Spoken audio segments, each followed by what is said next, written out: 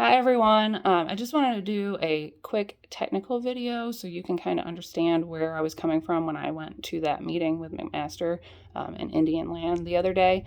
I don't feel like I was yelling either. I just want to clarify that. I had to be louder because I didn't have a mic. So I don't feel like I was yelling. Anyway, DHEC was on site at New-Indy, the Catawba facility, the paper mill, in August of 2019. And that's important because New-Indy's environmental manager admitted during an EPA reconnaissance and evaluation that was done in August or September of 2021, I don't remember the exact date, that the baffles were overcome by sludge prior to the process change. And the process change was done in 2020, sometimes started, I think, September of 2020. So, not even a year later. So, and I think he admitted maybe it was before New-Indy even took ownership. I'm going to have to go back and look. So, those baffles, curtains, whatever you want to call them, they help with retention time in the aeration basin. So the aeration basin is the one with all the little egg spinny things. And most of my videos that I put up are drone footage and all of that. And then the excess foul condensate is going down there as well to be treated. That's not being treated by the stripping equipment. So it's, approximately 500,000 gallons a day that goes down there that's not treated.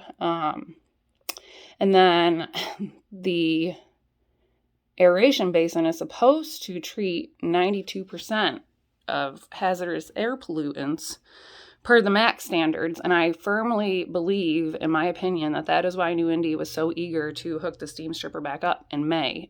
They sent the request to DHEC, and then DHEC approved it. It's not like DHEC made them do it. They requested it, and they made that very clear to me on their phone call when I spoke to Tony Hobson and Jim Capri. So I firmly believe that that's why. It's because it wasn't destroying 92% of HAPs, and I don't believe that it is even now if they're still sending, 500,000 gallons. And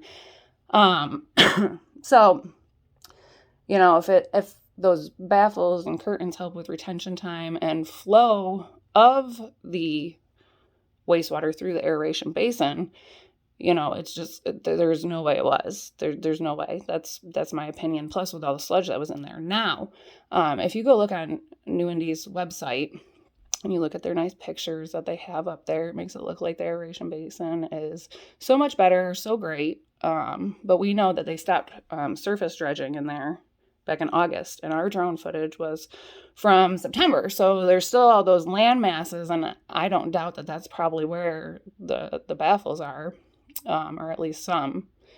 And if you go now, Google Maps, satellite view, and look up 5300 Cureton Ferry Road, it's been updated. It's a 2022 picture. If you zoom in, Google has their copyright with the 2022 year or whatever, you can actually see the two aerators they put in the holding pond that they've actually removed. They got, it was in their weekly update recently that they're going to remove those. And that's where all the ducks were. And then we found that paperwork for lagoons that says, waterfowl contamination is not good, and it can be leaked to excess fecal chloroform. So, they're removing those two aerators.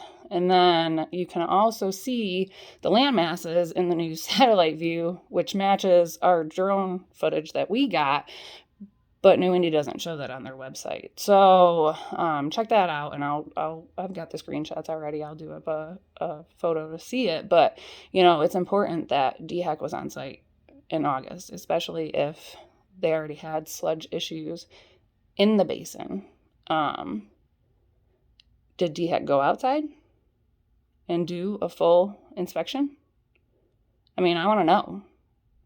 We know that New-Indy misrepresented information to them on the construction permits, but the other issue is DHEC knew that Resolute Forest Products initiated a change to the sludge process And they knew they never approved it. So, I mean, did they know that it wasn't fully completed? Or did they just forget when New-Indy submitted their construction permits? I guess I'm confused on that. Because, if I was an employee, my first thought would be, was this finished? How is this going to affect everything else? And that's part of the problem when they shut down the primary clarifier for maintenance. It was either during or right after the process change. It had issues, and it washed sludge down through that bypass pipe, and it got into the aeration basin, and it got even worse than what they're claiming it was when the baffles were overcome by sludge. So,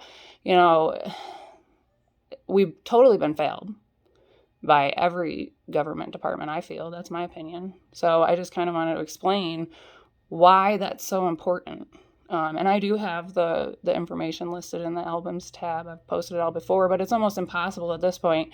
Facebook allows 70 photos, I think, per post. I couldn't even put all the information into one post. It's just ridiculous. All right, guys, hope you have a good weekend. Bye.